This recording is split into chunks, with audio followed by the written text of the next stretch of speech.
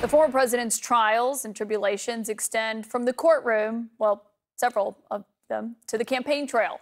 One of his opponents for the Republican nomination also happens to be a former U.S. attorney who has prosecuted RICO cases, this kind of conspiracy charge that Donald Trump is now facing in Georgia in the past. Joining me now, Asa Hutchinson, the former governor of Arkansas, former U.S. attorney, of course, as we noted, who has prosecuted these types of cases. Good evening, Governor, and thanks for being here. You've now had time to read this indictment. How worried do you think that Trump and these 18 co-defendants should be? Well, I think they're very frustrated that these charges are brought in state court. They see this as something that's going to be all-consuming. It's going to drag on for some time. So these are serious charges. It's a difficult environment for them, and there's a lot of work to be done. And the biggest challenge, both for the prosecution and the defense, is that there's multiple defendants, and that complicates the trial in every way. I don't see how this case can be resolved before the election. I think it'll be one of the last ones that will be resolved, and quite frankly, I think the state prosecutor in Georgia should have deferred to Jack Smith and the special counsel as they have investigated and pursued the indictments surrounding January 6th. That, from my experience, is what ordinarily happens whenever you have overlapping federal jurisdiction and state jurisdiction. The federal jurisdiction usually is deferred to by the state prosecutor. So you agree with Chris Christie, because he has said similar, basically, that he thinks the state should have deferred, especially since that other indictment from Jack Smith came first. But I mean, given that you're saying that you are a former federal prosecutor, I mean, you've worked on this, you've pursued racketeering charges in the past. So what did you make of District Attorney Fani Willis's application of what's known as these RICO charges, and how this case was ultimately put together? Well, I've always thought that the call that was made by President Trump to the Secretary of State of Georgia was not a perfect call. It was problematic. It crossed lines that alerts any prosecutor that there's something wrong here.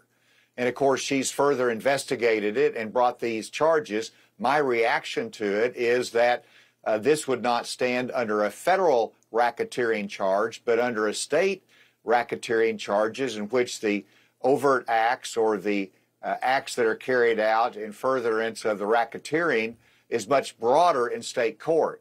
And so it is substantive in state court. It should stick in state court in the sense that I don't think it'll be subject to a dismissal. There is a question as whether it can be removed to federal court. But it does fit within the Georgia racketeering charges. And Georgia is one of the few states that actually have state RICO statutes. Most of these are just simply left at the federal level. And they're kind of modeled in Georgia after those federal laws as well. On this indictment, what we've heard so far from your fellow 2024 challengers, this is a bit of that. I think it's an example of this criminalization of politics. We see the legal system being weaponized against political opponents. That is un-American and unacceptable. You know, Governor, when we hear those comments from Governor DeSantis and Senator Scott, from a lot of Republicans, what we had heard was first, we can't impeach Trump. This should be left to the courts. Now he's been indicted. And now suddenly the refrain is how the legal system is being weaponized, that this should be left to voters. But of course, when it was left to voters in the 2020 election, Trump lost that election. He lied about it. He tried to overturn it. And that is why we are here, where we are tonight. How do you even debate a circular argument like the one that you hear from your fellow Republicans on that? Well, it's hard to hold anyone accountable for their actions with that argument. And here I've always said that Donald Trump is morally responsible for what happened on January 6th. We're testing the court system as whether he's criminally responsible. And the facts and the law will govern that.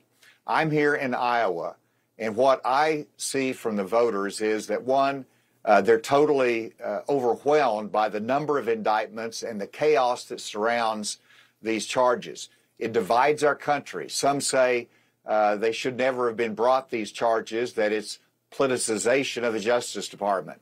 Others say it should have been brought a long time ago. We're divided on the issue.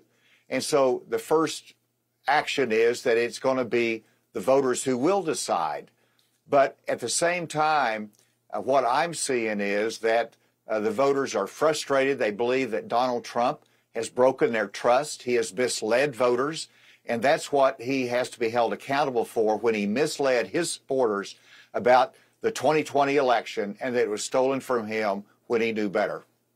Of course, a big question is next week is the debate. We are hearing that Donald Trump is not expected to show up. A big question for you is whether or not you will be there. You've met the polling threshold. You have not yet met the minimum donors. Please tell me if that's different. I mean, where will you be, Governor, next Wednesday night? I plan on being on the debate stage there in Milwaukee. You're right. We've met the polling threshold. We haven't met the donor threshold of 40,000. How close but are we you? got, 5 days still left to do it, getting closer every day. I won't give you the exact number, but I like the trend line in which we're moving toward that goal. So I need everybody's help to get there because you need my voice on that debate stage. Former Arkansas Governor Asa Hutchinson. Go ahead. Asa2024.com. That right. can help me get on the debate stage. Thank you. We will see if you are there next Wednesday night. Governor, thank you for your time tonight. Thank you. Great to be with you.